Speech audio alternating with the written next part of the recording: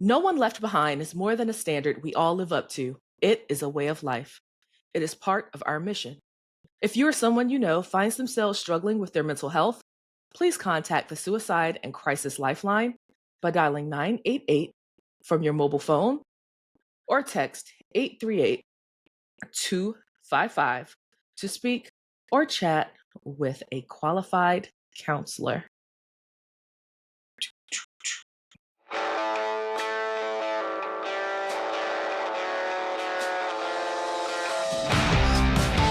Where's our theme music? It says it's playing, but I don't hear anything. No.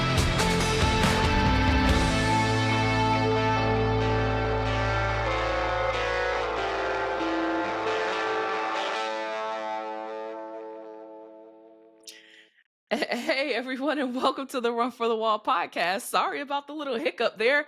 I don't know where our theme music was. It was playing on my end, but apparently it didn't want to come out until it wanted to come out. But I hey. heard it, but who knows? But we are here. We are here.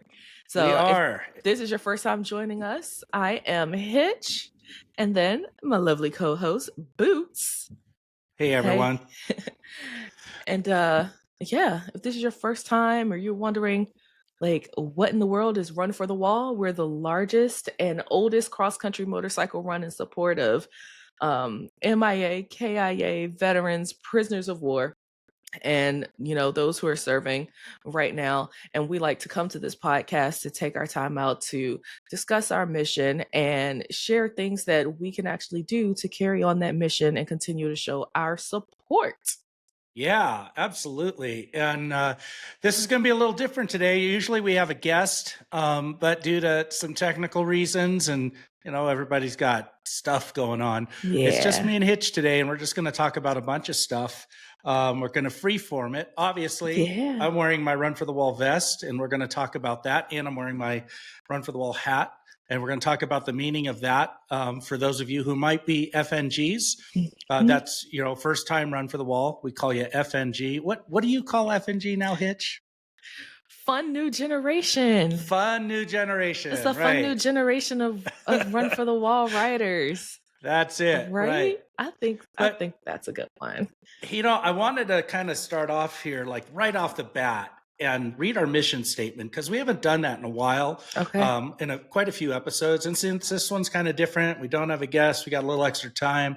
I'm just going to go ahead and read our Run for the Wall mission statement, because this is why we ride. All right. Let's hear it. So Run for the Wall mission statement: to promote healing among all veterans and their families and friends, to call for an accounting of prisoners of war and those missing in action, POW, MIA, to honor the memory of those killed in action, KIA, from all wars, and to support our military personnel all over the world. That's it. That is why we ride right there.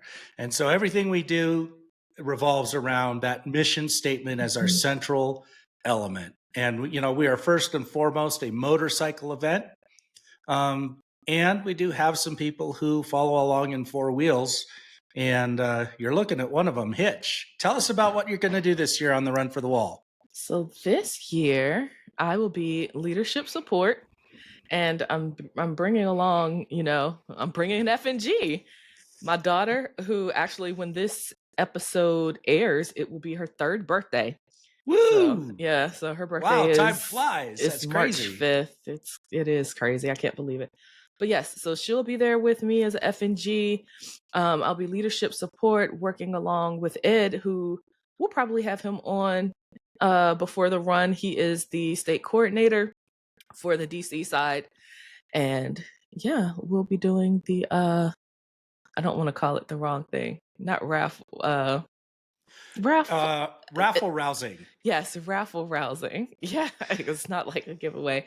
I'm going to be helping with the raffle rousing in the mornings, and a lot of the items will be in my vehicle, because it would really suck to have to ride carrying a big blanket No kidding. or woodwork or something like that. So yes, I will be in one of the support vehicles. I mean, we have a lot of other support vehicles, our last man vehicle, Yep. our trail vehicles. Chase So Chase. vehicles. Yep. See, okay, y'all. So in my defense, like I am sick right now. Okay. That's why I'm sitting over here with a jacket on. I barely have a voice, and I don't know. I don't know what's going on You're after doing this. great. You're After doing this, I'm fine. going to the doctor. Oh God, don't make me laugh. Then I'm gonna cough. But yes. Oh my goodness. But yeah, so that's what I'll be doing this year. I'm really looking forward to it And so you're because driving a rent-a-car? Is that what's going on? yes, I am renting because I'm only driving one way. Got it. So you're going to fly out to California A week and a then, week early right? because fun fact, my job is actually out there, and so my coworkers want to hang out and see me. Oh, good. That's a good thing. Yeah. So I'll be flying out. But when I was riding, I also flew out. I would ship my bike because I Mm-hmm. just didn't have the leave to support riding both ways. So I'd ship my bike out to the Harley dealer that's no longer there. Yeah, Pomona Valley Harley Davidson, PVHD. Yep, Yeah. they were such a good support. Great dealership. Like Yeah. I was shipping a victory to the Harley dealership, and they're just like, "Yep, sure, no problem. Just make Yep. sure we had the keys." You know what I mean? Like they're just like, "No problem, no charge. Love to have you." So yeah, I always fly out and just do the one way. Try to preserve Yeah. some leave. So what did you rent? Did you get an SUV? Do you have a little sedan? You don't know. Never, never a sedan. Okay, I I don't didn't drive a think so. sedan at home. Listen, the remember in the mission we want to safely get across the country, and Right. me driving a sedan, Ain't gonna not happen, right? no. So I rented one of the largest SUVs possible. So it should be like a Suburban Oh, or good. Expedition or Jeep Wagoneer Max, Oh, like the extended. great. Hmm. Great. So All yeah, right. listen now, and don't be asking me to carry all kinds of stuff, y'all. Oh no. I No, mean, no, I no, like no. I don't mind helping, but I want to make sure things are secure because a lot of that stuff will be my responsibility. I don't want anything to go missing or anything like that. But I'll help out where I can because it is a fairly large vehicle, and as of right now, it's just my mini me and myself Mini me, that's great. because she acts just like me. Of I'm in course. trouble, y'all. I'm in trouble. Yeah, you are. You're in big trouble. Just wait. No. Oh my goodness. But Yeah. yeah, I'm really looking forward to being able to provide support and get up there and get everyone hype in the mornings and raise money for Run for the Wall and some of our other people that we donate to. Yeah, right on. All right, well, Yeah. let's talk about some of our sponsors before we get into anything further. Because, without our sponsors, there's no way we would be able to pull off Run for the Wall. If you just think for a second about the registration fee, which is crazy low considering how much you get for that. Most of your food and most of your fuel is taken care of Mm-hmm. all the way across through donations. I don't want to say free because it's not free. Yeah, It's someone paid the provided. price. Yeah. Yeah, somebody paid the price for that. Just like our freedom is not free. Mm-hmm. But we wouldn't be able to put on Run for the Wall without our donors, people who support us in all types of areas, whether it's monetary or in kind, like Fuller Law, for example, Chad Fuller. They donate legal counsel to Run for the Wall, and boy, we've had to use it for all kinds of things, from contracts to disputes, anything like that. But if you're in somebody is involved in a motorcycle accident, please call Fuller Law, 1-855 Fuller Law, or you can find them on the internet at fullerlawforriders.com. Also, we always want to give a shout out to the Greater Ontario Convention and Visitors Bureau. I just sent them all the graphics for the marquees that will be up all over Ontario. So when you get there this year for the start of Run for the Wall and you see those great big graphics up there, those are all donated, all that space. Mm-hmm. And we're going to talk about advertising a little bit, but Okay. that's pretty awesome. that they do that. They really roll out the red carpet for us in Ontario, and we're very thankful for that.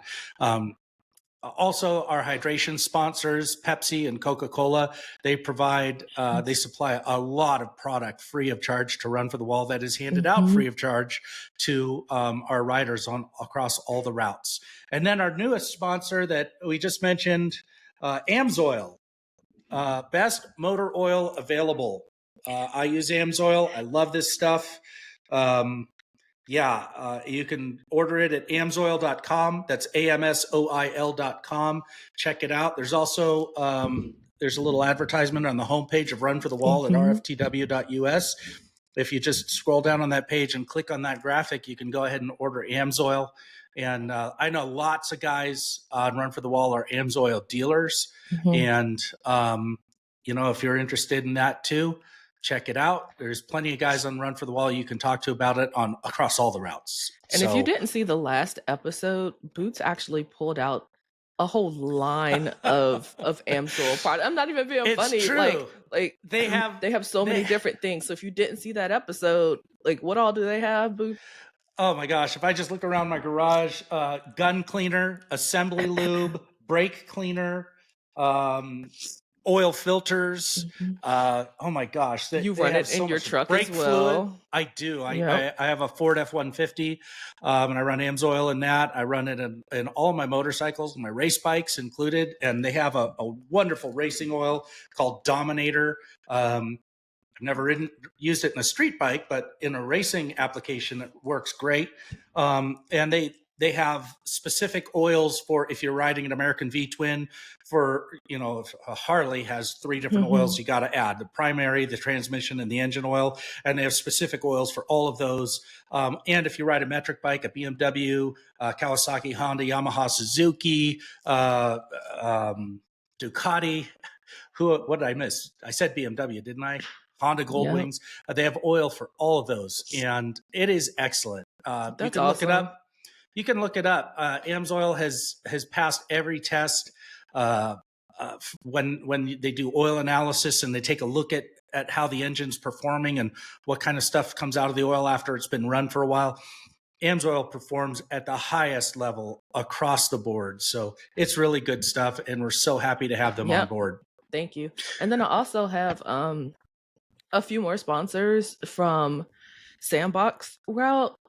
I know this is some of the last year because we still don't have the itineraries yet, but going through Pennsylvania, American Legion Post 257, Flight 93 National Memorial, Pennsylvania Turnpike Commission, Pennsylvania Turnpike State Police, New Stanton Toll Plaza, Somerset Police Department, Gateway Travel Plaza, A+ Fuel Center, and Somerset Toll Plaza. There are a lot of tolls in Pennsylvania.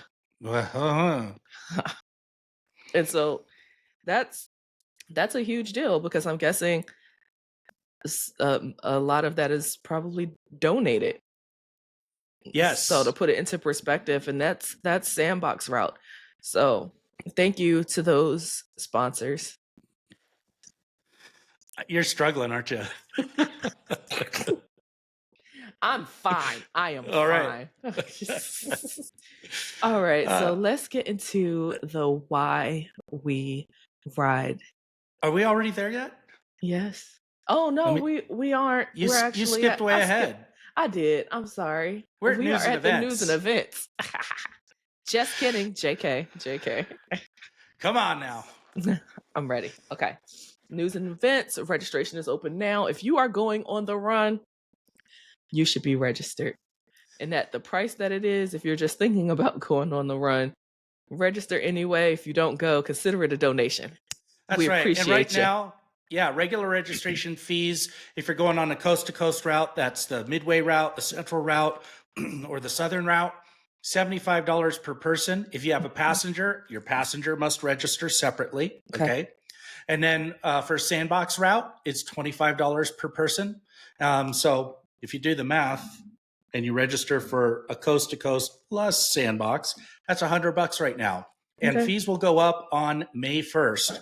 It'll go to $90 for the coast-to-coast routes and $30 for the Sandbox. And kickstands will go up on May 13th for Midway, May 14th for Central and Southern, and the 25th of May for Sandbox route.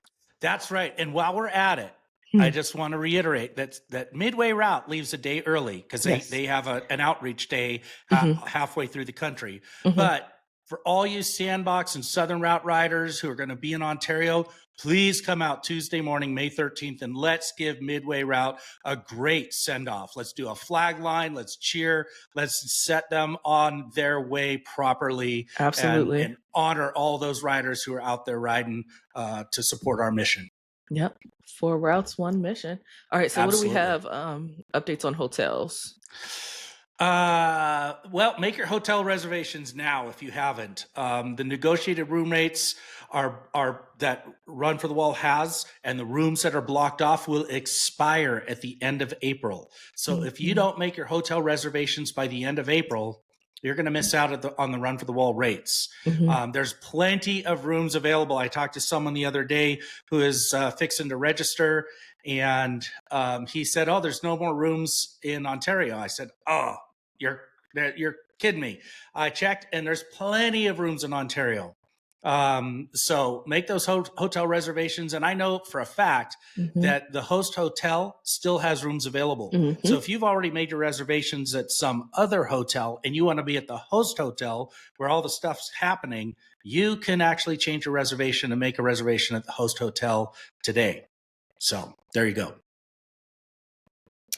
All right, trifolds. Yep. I still have a few trifold brochures left. So if you want some of these, I will mail them to you and you can hand them out at your motorcycle dealerships or anywhere where you have veterans or motorcyclists gathering. Just shoot an email to pod@rftw.us or just hit that contact button on the website and let me know you want some and where you want them sent, and I'll send them out. Yep, I actually did that. Boots sent me an envelope, and last Wednesday, I want to say because I'm off on Wednesdays, I drove around to some of the local dealerships and shops and handed them out and got to meet some really cool people and It's super talk fun, to isn't it? them. Yeah. Yeah, one person already knew about Run for the Wall, and what was really funny, I went to a Harley dealership and ended up having a conversation with their events person, and we're actually going to be setting up a tent for an event that they're having there. So looking forward to doing that. Oh, if you need the pop-up, let me know because I've got the big pop-up. Okay, great. I'll get that to you. Okay. Yeah, that's great. And now, while you're at the Harley dealership, did you buy a new Road Glide? Absolutely not. I did look at Indians when I stopped by there. Okay, all right. Fair enough. They're both great bikes. Oh man.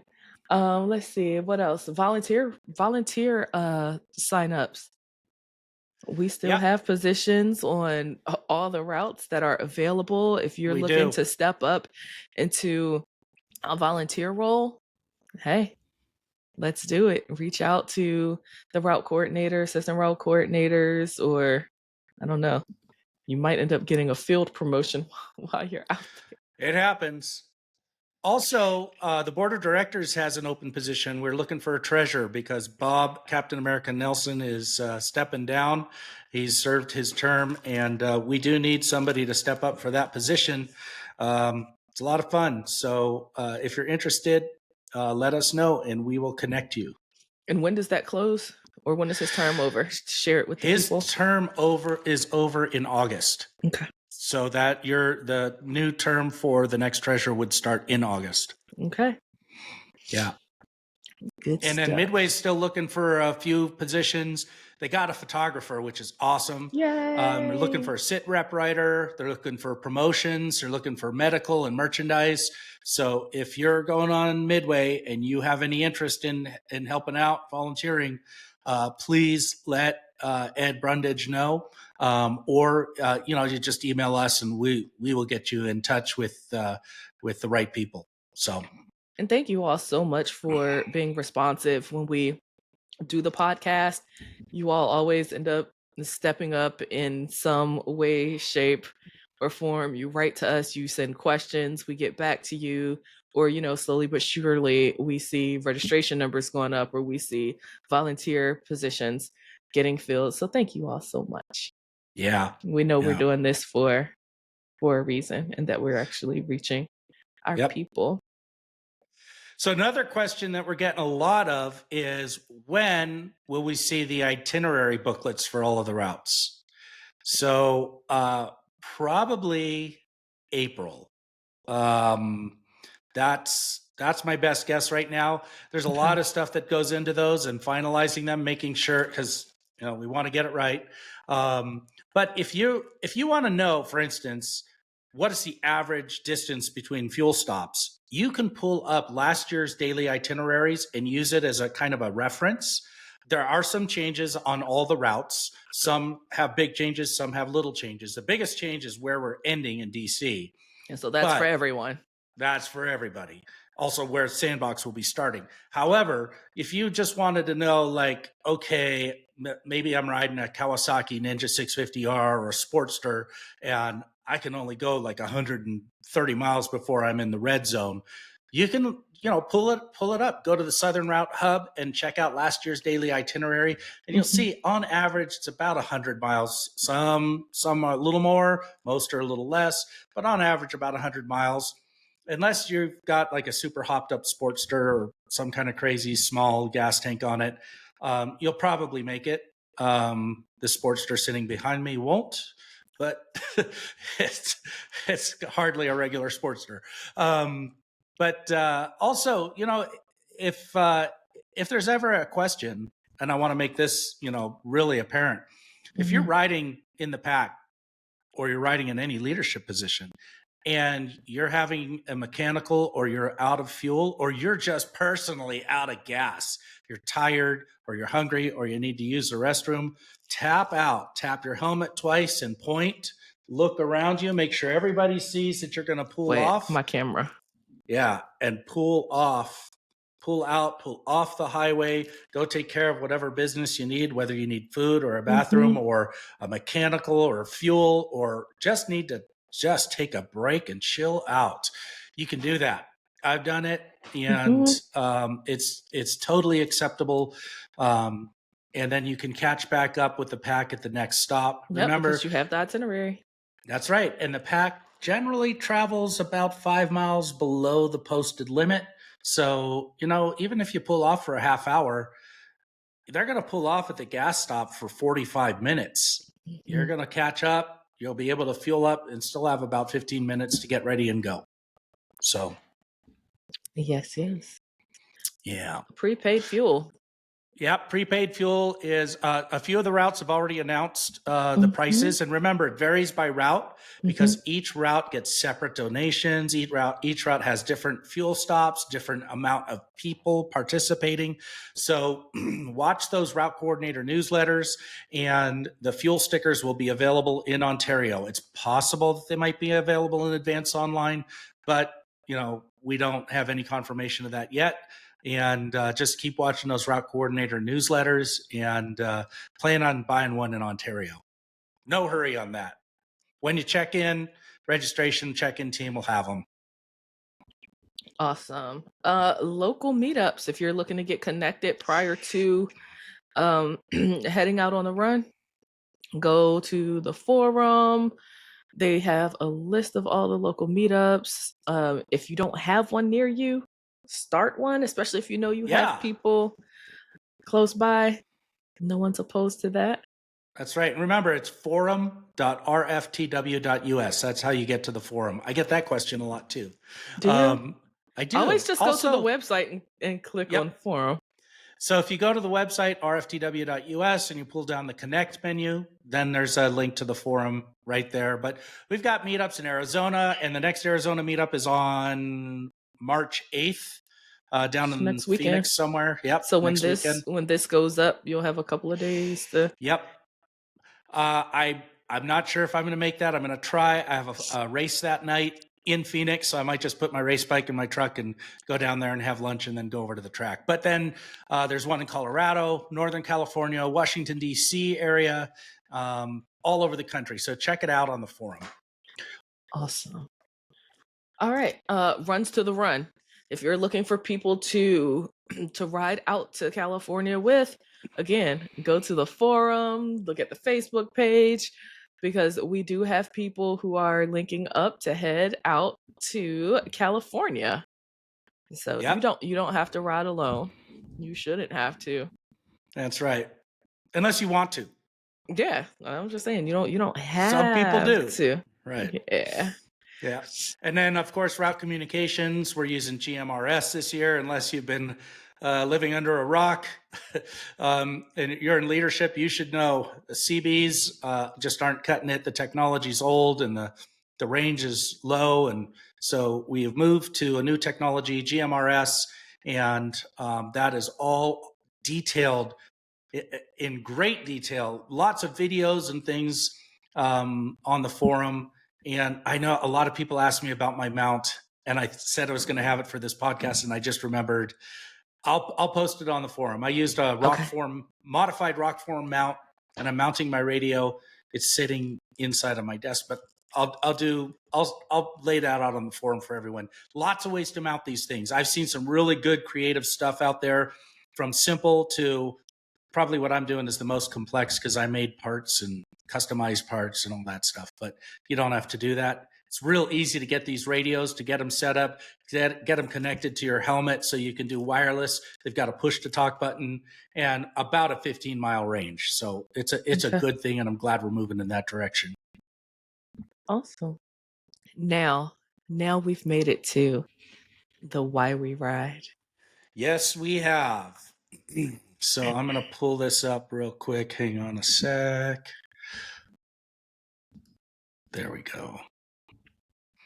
And come back here. And now I'm going to share my screen. All right. There we go. All right. Can you see that, Hitch? Not yet. It's thinking about it though. There we are. See Larry. Awesome. Yeah. So this one, this bio today was suggested by a good friend of mine, Steve Heck, here in Prescott, Arizona. And Steve is actually going to be an FNG this year on Central Route, riding his trike. Yay. Yeah. So welcome to the run, Welcome. Steve. And thank you for suggesting today's bio. Okay. Today we were remembering Larry Lloyd Kleem. He was born November 8th, 1947 in Midway City, Orange County, California. Larry Lloyd Kleem was serving his country during the Vietnam War when he gave his all in the line of duty. Larry enlisted in the United States Army and began his tour on June 11th, 1967. Kleem had the rank of Specialist 4 and was attached to 1st Infantry Division, 1st Battalion, 16th Infantry, A Company. We don't have a lot of details surrounding the circumstances of his death, but we do know that it occurred on January 7th, 1968, in South Vietnam, Binh Dong Province. It was due to a hostile enemy encounter where Larry suffered multiple fragmentation wounds and died on the battlefield. Larry is the recipient of the following commendations and awards: Purple Heart, Combat Infantryman Badge, Marksmanship Badge, National Defense Service Medal, Vietnam Campaign Medal, Vietnam Service Medal, Army Presidential Unit Citation, and the Vietnam Gallantry Cross. Larry Lloyd Kleem is buried at Westminster Memorial Park in Westminster, Orange County, California. Larry's name is honored on the Vietnam Veterans Memorial Wall in Washington, D.C., on panel 33 East, line 65. It is not the worst thing to die in war. It is not the worst thing to be missing in war. The worst thing is to be forgotten in war. Say their names, tell their stories, never forget. Larry Kleem, you are not forgotten. Your memory and sacrifice on behalf of our beloved country lives on in our thoughts and our hearts. You will always be remembered whenever we stand and sing the words, "Land of the free and home of the brave." Thank you for sharing that bio with us. Yeah. Was that someone Steve knew or a relative, or do you know? Um, I think Steve knew him. Okay. I didn't make a whole lot of notes on that part of it, but yeah, Steve. I was talking to the guys. We got a group of guys, the old coots. Hey guys, So Coots, and yeah. I know they. Yeah, I know they listen. Yeah, we're called the old coots, and we're nothing more than a bunch of old guys who ride around on our motorcycles and smoke cigars and complain about Sounds like a things, time. tell lies, and the same old, same old. Good group of guys, though. We're all meeting for lunch today. So, That's awesome. and cigars, of course, and and telling lies. and telling lies. Yeah. Oh my goodness. All right. So, customs and traditions. I know one of the things that you wanted to talk about were the hats. Yeah. So obviously, I'm wearing my Run for the Wall vest today, and I'm wearing some other Run for the Wall stuff. I'm wearing these sleeves here, which are called brassards. And unless you're from the South, and then it's pronounced bizards. It's a joke. It's a joke to my Southern friends. Nice. All right. Brassards. But the hats. So different leadership positions on Run for the Wall wear different color hats. And that's how you can tell who's who when we're on Run for the Wall. So platoon leadership, that would be your platoon leader, your assistant platoon leader, your tail gunners, all wear an orange hat. That's what designates them. And you'll hear them calling for an orange hat meeting.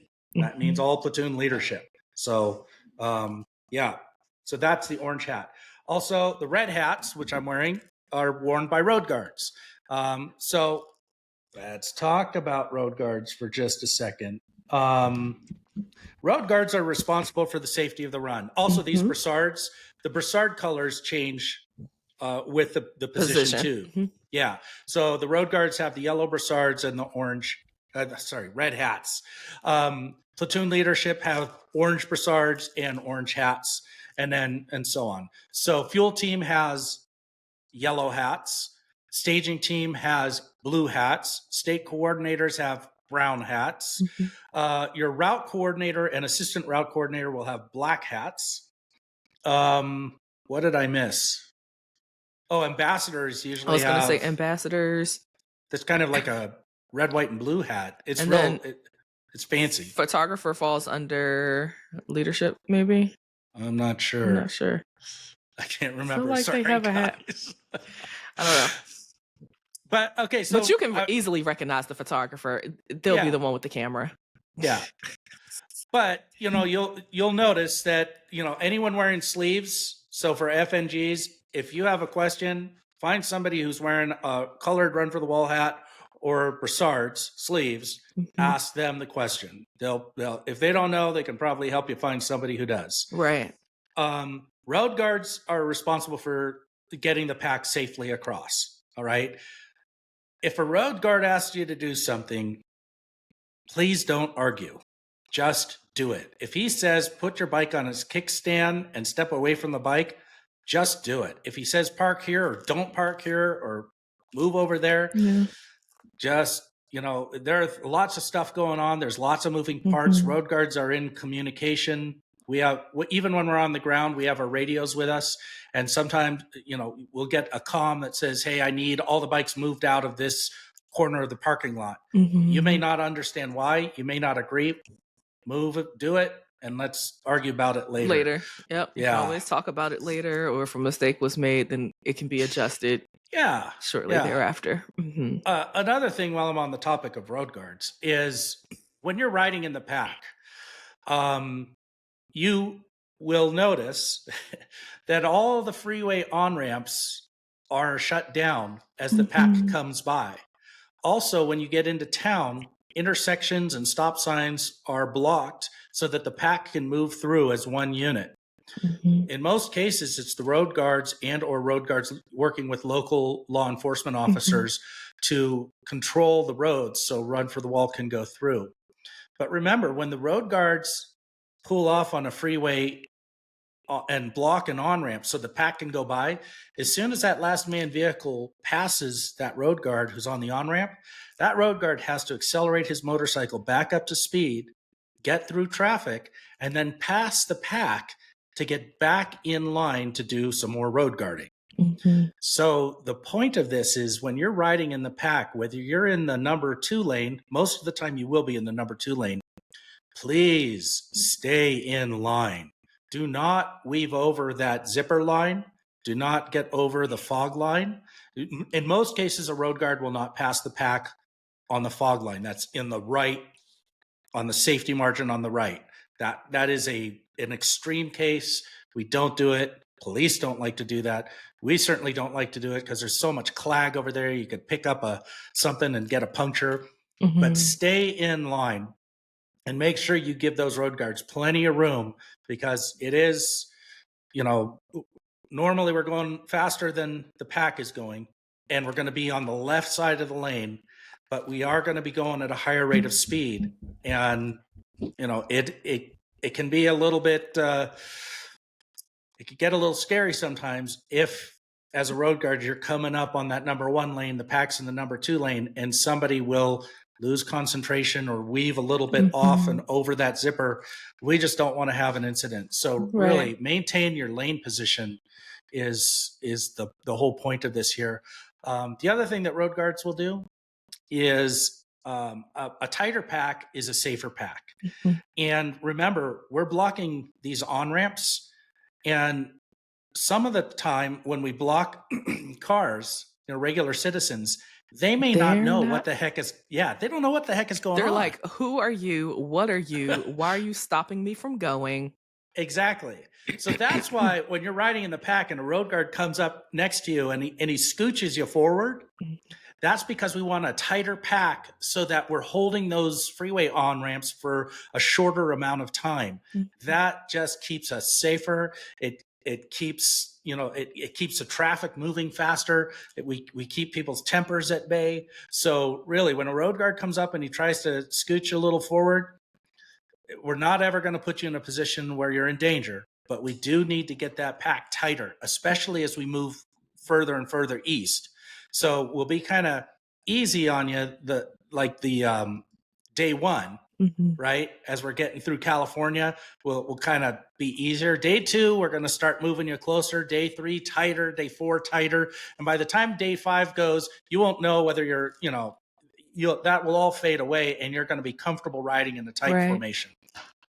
And another So point of that and the staying tight, especially as we get further east, we don't want cars breaking up our pack. And it's true. if there's a reason that a car needs to get over, usually the road guards will be the ones to create a space for them to do so. That's true. And I want to add that if a car needs to get through, let the car through. We don't, just ease up and remember that throttle. Don't just close that throttle down. Don't grab a handful of front brakes. Just ease off, let the car through, Mhm. and then slowly regroup. In most cases, a road guard will come along. We're watching for that stuff, and we will help shepherd that car in between 2 platoons. That's why there's a gap between all the platoons. But it's very common road guarding for me to, or other road guards, to see a car that needs to get over. We will ride right up to them. We'll wave at them and we'll say, "Hey, follow me," and then create that path, get them through the pack and off the freeway and on their way. So that's kind of what road guards do. It's a lot of work. It's really fun if you like to ride that way. It's not for everybody. And it can also be a little bit scary every once in a while. Cool. So, anything else about hats and the different positions? No, that's it. I just wanted to talk, so everyone knows about the hats and, for especially for FNGs, Yeah. where to go, what to do. When I first went on Run for the Wall, I had no idea. I really didn't Yep. know. Um, Cool. All right. So today's topic, kind of wanted to get into the PR of it all because a lot of times we pull into places, there are news crews there, you're being interviewed. Like, what the heck do you say? You know? And you are often the one tapped for that on the central route. And I know yep. one of your goals is to start calling on other people. And at some point, I know we'll probably have a meeting with all the people who are interested in doing these types of interviews to narrow it down. But on a wider scale, I thought it would be pretty cool to go over what some of those questions may be and what some responses can be, because everyone's not comfortable with public speaking. Yeah, And honestly, the news crews, they may walk up to anyone and that's ask a true. question. So It's true, and I almost wish they would, because they they talk to me, and I've been in this position as I'm in my fourth year now as a director of public relations and communications. So I've been doing it a while, and I'm lucky on the central route because I also have two other people who served in my role on the board of directors before I did, and I can tap either one of them at any time. Plus, I've got now you. Because you'll be on the central route, so I can easily say, okay, talk to this person, talk to yep. that person. This year I'll be on the central route. Next year, I'm changing it up, baby. Oh, Changing good, it up. good. I might too. We'll see. But yeah, so the biggest question or most often questions I get asked by the news people are, what is Run for the Wall? Why do we ride? How many motorcycles are there? What are you riding for? Is this a protest? Those are the types of questions that I get asked. Why we ride. We just read the mission statement. The mission statement, and I read that little blurb every episode. So yeah, if you want to steal that, it's totally fine. totally. And even though the Run for the Wall started off in 1989 as a protest, it really was. This ride really is more of a statement. Mhm. And we ride to bring about an awareness of the plight of our POWs and MIAs, and to remember those who are KIA. So unlike a lot of other motorcycle runs, Run for the Wall really isn't a party. You won't see a whole lot of that on Run for the Wall. Of course, at the end of the day, some people want to wind down with an adult beverage, And we genuinely have a good time with one another. We do. But we're not coming out to party. But this isn't a party. It's not Sturgis. It's not Sturgis. It's not Daytona. Definitely not. This is more a ride of honor. And we're riding to honor our military veterans as well as those who made the ultimate sacrifice. So if you think you're going on a party run, that's just not going to happen here. But there is a lot of camaraderie, especially like in the evenings when we're done riding out in front of the hotel in the portico. There's people just hanging out, talking, telling stories, remembering fallen soldiers, friends, family. We have Gold Star families that come along with us. We get to talk with them and remember their loved ones. That's a great thing. Obviously, I like cigars, so I have a cigar usually in the evening while I'm cleaning my bike. I'm like that. I know it's a sickness. Listen, so disclaimer on my part, there's no hanging out after I get the key to my room. If you want to talk to me, hang with me, you talk to me when we go to that first formation of the day, when we go to the writers meeting. Talk to me at lunch. Once I check in, you're done.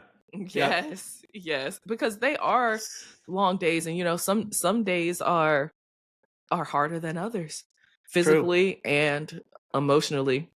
Definitely. And a couple things about me: if it's one of the days on Central where we're going through somewhere cold, listen, that's not my favorite thing. Oh, I remember you being very cold. That was 20. It was my FNG year. 18. No. 18. What was it? 18? It was my FNG year. Yeah. I remember one year you were frozen solid. You are not a happy camper. And I told myself, like earlier, you talked about, if you're just out of gas, physically, emotionally, or literally out of gas, tap out. Like I honestly, when we pulled into that gas station or leading up to it, I was like, I'm not doing this. I'll catch up with them tomorrow or something. I'm going to warm up in a hotel. But, I was able to push through Everyone from our platoon and just the route in general, they were so supportive because after I fueled up and everyone was going inside to use the restroom and get coffee, I sat on my bike like this. Mm-hmm. I think I remember that. Like I was done. But after that, we were good. Well, after that I didn't have to do much riding myself. And that's also when I found out that bikes have heated seats. Like I had never experienced such luxury. But I said, "Is this seat heated?" I remember that. And when I got back, I promise you, that Victory now has heated hand grips. It Yep. has a heated seat and all the things. So, Yeah, yeah. that's another good thing worth mentioning. You know, if you're riding a bike around and you're kind of going old school and you don't have heated gear or heated grips or heated seat, oh my gosh, listen to me talk. Yeah. I'm looking at what's sitting behind me. The bike I Uh-huh. rode to high school, that 1964 Harley Davidson Sprint 250. I rode that thing. I didn't have I barely even had a helmet back then. But now look at what we got. We got GPS. I got heated Mhm. jacket liner, heated gloves, Phone heated grips, chargers, heated seat. radios. But I'll tell you what, when you have the heated gear and the Mhm. heated jacket liners, you know, you can get them. There's plenty of manufacturers. Um, Gerbing is the one I wear, and I've had it for about 15 years. But it is a game changer. Yep. It really is. And heated grips are another game changer. For They're sure. Look, and I yeah, will say this, I had heated gloves when I got to Ontario. Freddie Crash Strickland, he was like, yep. "Okay," like he was my squad leader or something. He's like, "Let me see your gear." And he saw my gloves. He was like, "Yeah, that's not going to work." And we actually went to the store and I purchased like battery operated heated gloves. But what happened was, we meet up so early in the morning and we were in Eagle Nest and it was cold. Oh, Oh yeah, I killed those batteries. I ran them down. yep. Mine plug in. I've got 12-volt. Okay. My gloves actually plug in to Mhm. my jacket, which plugs into the bike. So Oh, and like wind guards too. Yes. wind guards are Those huge if you don't have a fairing. I added. Yeah. Yep. F&G year is definitely a learning experience. So if you all are listening and you're not already riding in the lap of luxury, I suggest making these changes depending on which route you plan Yeah. Well, on obviously, going Southern route through. is gonna is they're not gonna have the cold weather like Central route gets. Yeah. I mean, you still can, and Midway goes through Flagstaff, and Flagstaff can be pretty darn cold, especially in Mhm. that morning. You know, it can be down in the 30s. You know, by noon you're going to be back up in the 60s, but still, you know, to get rolling when it's below freezing out, that heated gear really helps out a lot. It so does. But sorry, I didn't mean to like get so far off topic from the PR of it all. Yeah, that's all right. But That's what we were talking about, right? those, PR. yeah. Yeah, because listen, the attitude I had that day, good thing there were no camera. Good thing there were no Yeah. cameras. Like, definitely don't come talk to me in that moment. So if you are struggling, like tap your buddy to your left or your right if you need a little extra support because that's what we're here for. Yeah, we also have the chaplains who are riding along on every route. And the Mhm. chaplains are tremendous help. Even if you just want someone to talk to, if you need prayer, if you, whatever it is. We got such a great group of guys who Yeah. stepped up and volunteered. You know, some of them are ministers. You know, some aren't. You know, they're great group of guys, They really and are. I they're got to there to spend a help. lot of time with them the year I did Yep. communications, and Mm-hmm. that was awesome. Like it was Yeah. it was awesome having that support. But yeah, is Yeah. there anything else related to PR that just Yeah, I really did jumps actually. out? Because a lot of people take pictures and post them on social media. Okay. And so I did want to lay down a couple of guidelines there just because, you know, we always want to present Run for the Wall in the best light. Okay. And we want to honor the memory of those who served and the memories of those who gave it all. It's a right of honor. So we do have about 1,500 motorcycles going 3,000 miles across the country. So do the math. Every once in a while, an incident happens. It happens. Um, However, when it comes to social media, please never ever post a picture of an accident or a bike down. We have a lot of parking lot tip overs, probably more that than anything. I picked up a lot of bikes in parking lots, which is why I always tell you, work on your short game. Go practice slow speed riding in a parking lot. Don't be the one who tips over, right? But please don't ever post pictures of bikes down or accidents or incidents on Run for the Wall. Post pictures of us honoring, the mission of Run for the Wall. I'll say, or That's why we anything ride. that's anything that could be deemed embarrassing to Yeah, someone else, you know? yeah, Like absolutely. if I'm struggling to hop up in my SUV, well, I'm tall, so that's not really a thing.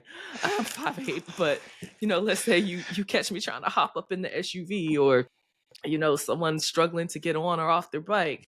Like, those aren't the things that we want out there. Yeah, yeah. All right, so that brings us to tech tips with Ted. Oh my gosh, it's like this whole episode has been a tech tip.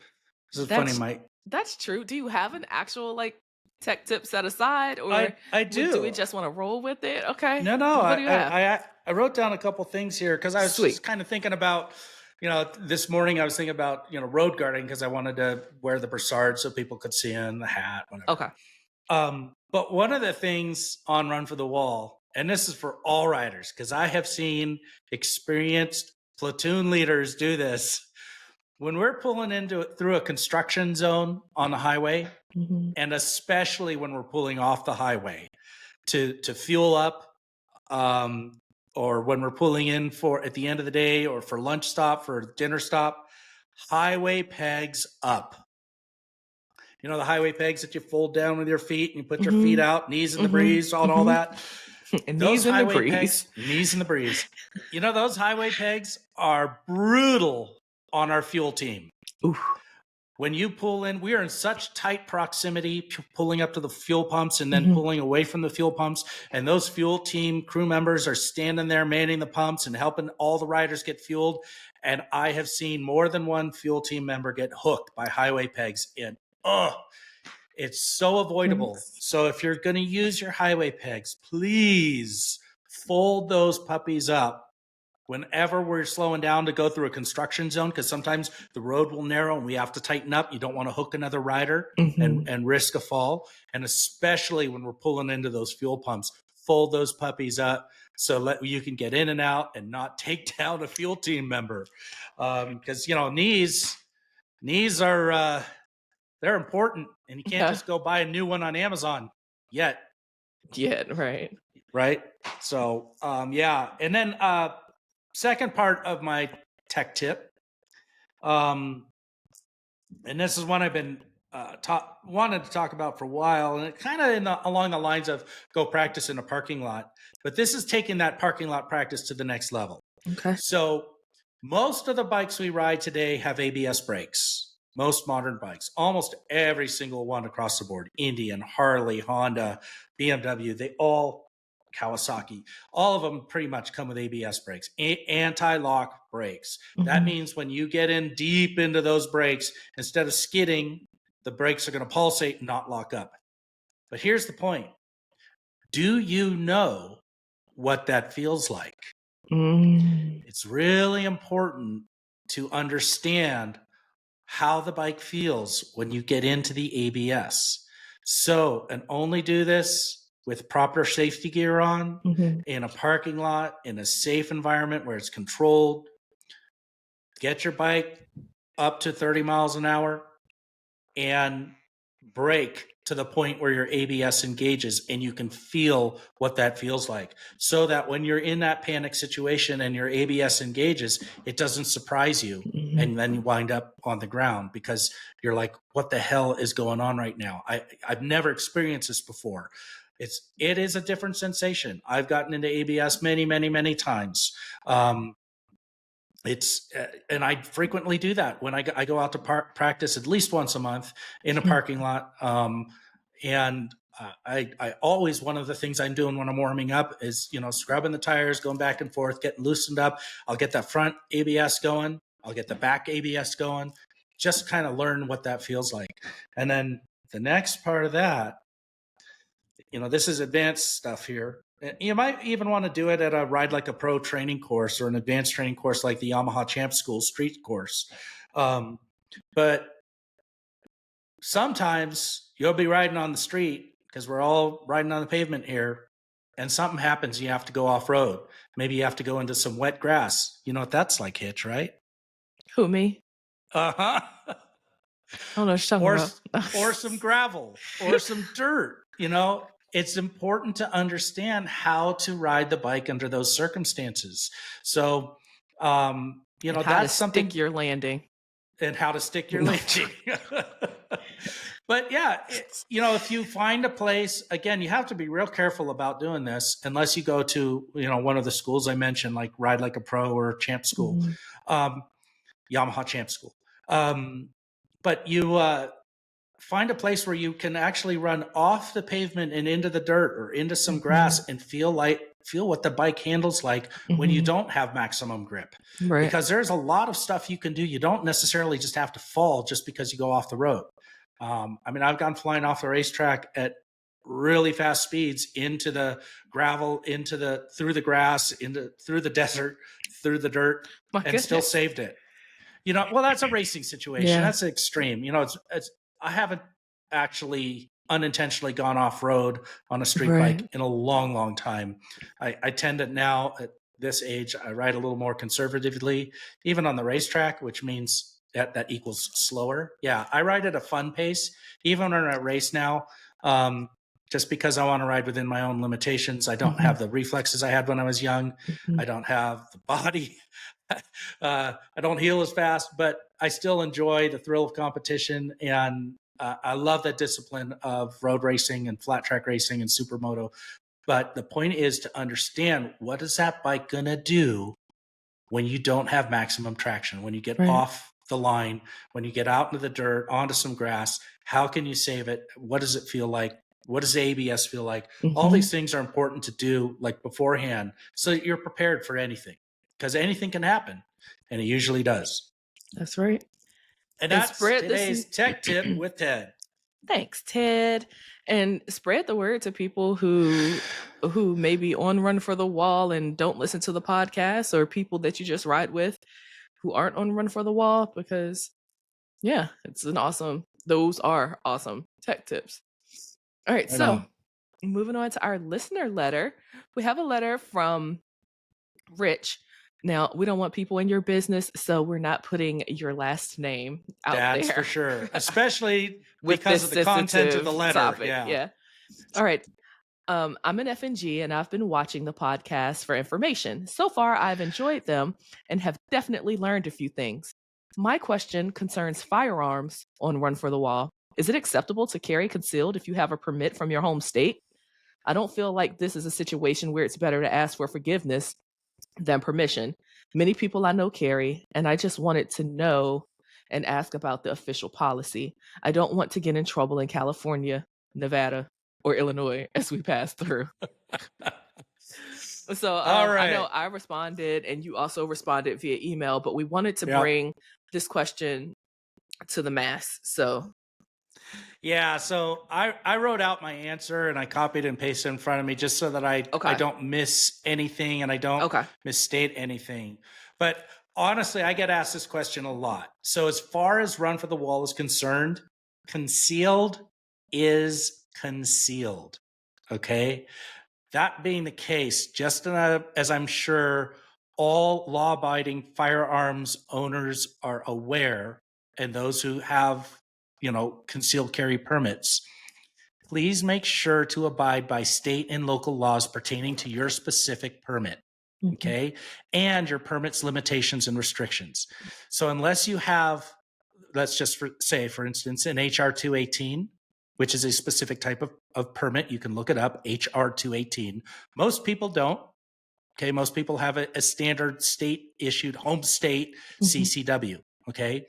But unless you have an HR 218, when we pass through states that do not offer reciprocity to your home state, you are advised to safely secure your firearm in accordance with the law. Okay? This is your responsibility. Please take care of this privately. No one should ever see your firearm or even know that you have it.